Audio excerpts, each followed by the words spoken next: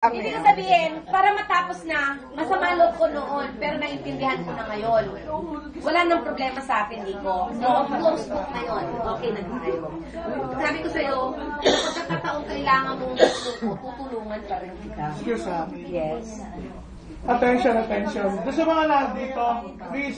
Huwag mo naman ako hawakan ng ganyan, baka mamaya, alam mo na. Meron na akong gusto sabihin sa inyo. Oy! Nagsasalita si Kakao. Dahil seryoso ako this time. Sige, this time. Hindi nga. Hindi bagay, ano? Huwag mo naman siya pilipuin. Huwag na. Huwag mo na nga daw himasin. Kung naman may video, patanggalin mo yan. Ay, Ba't hindi? Anyway, okay lang yan. Hindi, wala. Okay lang daw. Sige. Record profile. Oo. Sige lang. Reggie, excuse me. Gusto ko marinig yung sasabihin. Naku ha, pa. Seeker talaga to eh. Sige. Kaalaw, ah. Gantihan mo. Sige. Gusto ko lang sabihin, nagpapasalamat ako sa lahat ng staff, sa lahat, especially kay Maribel, kay Reggie, sa inyong lahat, Kay Doc. Parang ganyan mo, ano, sa lahat ng tumulong, para mabuo yung reunion. Action reps. Kung ano man, ang gusto ko lang paliwanag kasi, kung ano man Papasalamat sana, sa inyo, ah. yung mga hindi gusto, or may naririnig kayo o may nakikita tayo sa FB, kung pwede lang, kung hindi rin lang maganda, keep it to ourselves. Kasi yung mga, unfair sa mga taong nagtrabaho. Sa katulad ko, na nag-enjoy ako, nagpunta ako doon, actually libre lang ako eh. Yun yung gusto ko i-emphasize doon eh. Bakit libre mo? Kapal po. Teka muna, paniniwala ko sa inyo. Sinabi ko sa kanila, hindi ako a-attend talaga. Totoo yan. Hindi ako, wala akong ginawa. Ibig sabihin, libre ako sa lahat ng effort. Wala akong ka-effort dyan. Sa pondo, sa lahat. Sa trabaho, wala akong ginawa. Kahit ilang beses ako tinawagan ito para magtrabaho para rito sa reunion na to. Sinabi ko naman sa kanya, Maribel, hindi ako pwede. Hindi ako a-attend. Juicy? Hindi totoo yun. Kasi marami akong ginagawa talaga. At kasi wala po akong trabaho.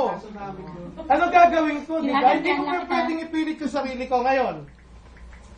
Doon sa mga nagsasalita sa FB, ito para sa inyo rin to. Huwag ka mandurong, ganyanin mo lahat. Nakabidyo ka. Okay. Ikaw. Oh. Sino ka man? Okay. Ikaw, nakabidyo ka. Kaya ka wag ganon, lahat. Kaya ka lang magandang smile kasi Hindi. naka-video.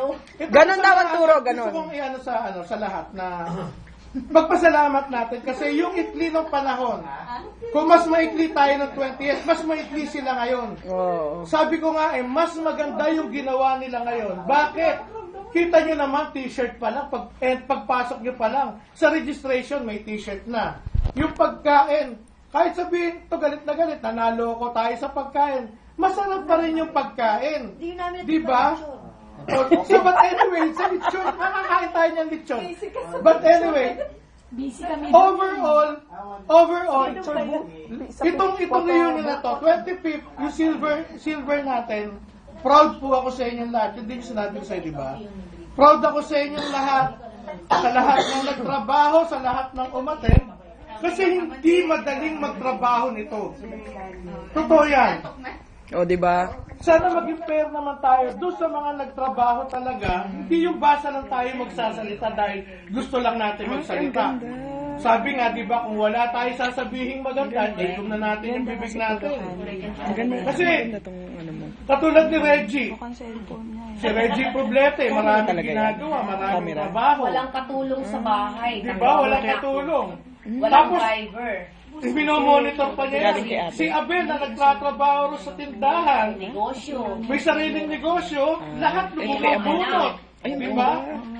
Lahat kayo, kahit ba sabihin nyo ng libre kayo, si Ami, ikaw, Ami, si Joy. Si Joy may maliit pang bata. Oh, nandito pa rin. I mean, hindi, Oo nga, no? yung availability, Ayusin mo naman ang word. hindi, ibig sabihin, gusto ko lang sabihin yung availability nila para maging smile nga ako na maganda. masaya yung reunion. Dapat maging proud tayong lahat kasi hindi lahat ng batches nakakagawa ng ganito. Oh, yes. Actually, masaya nga ako kasi may t-shirt ako eh. Hindi ka naman nagbayad, no? Oo, hindi ako nagbayad! Hindi ko yun, hindi ako nagbayad! O ngayon, magbayad ka na. At hindi na sa hindi ako nagbayad! Ang yaman-yaman mo. Mag-aano pa nga kami ni Good Di ba? Ang yaman-yaman mo, magbayad ka na. Yun talaga, yun lang talaga ang ano ko. Hindi, may Ano, proud ako sa inyo. Congratulations. Maraming Ang salamat. galing nyo. Totoo yan. O ako naman magsasalita, pwede? Kayong lahat. Kayong lahat kayo. Okay. Maraming salamat po. Salamat. Thank you. Sa wakas, naging boys din yung sinabi mo. Matagal mo nang kinikim-kim yan. Ganyan loko kung ginagawa mo akong baboy eh. Wait. Hindi. Gusto ko lang i-emphasize na sinabi ko sa umpisa pa lang. Ang objective natin ay maraming umaten.